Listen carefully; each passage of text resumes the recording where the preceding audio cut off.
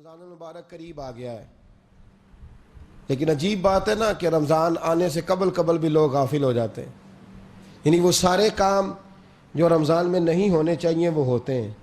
میں اکثر کہا کرتا ہوں کہ ضروری تو نہیں نا کہ رمضان المبارک میں سارا وقت بازاروں میں ہی گزر جائے.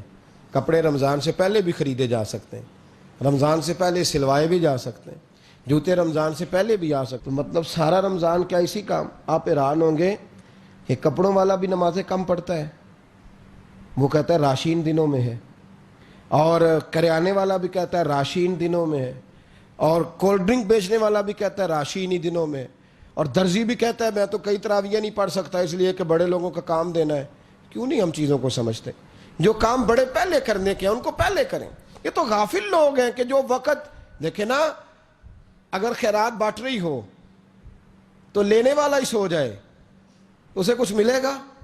وہ کہے گا جی میں نے تو بڑی دیر کا لنگر کھولا ہوا ہے، تو ہی نہیں آیا.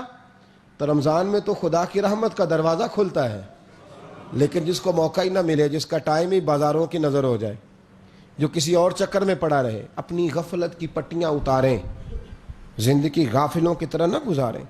جن کو پتہ ہے نا ان کی سزا ڈبل ہے، جن کو خبر ہے نا وہ مجرم بڑے ہیں، وہ قصدن کر رہے ہیں، وہ جان بوجھ کے کر رہے ہیں.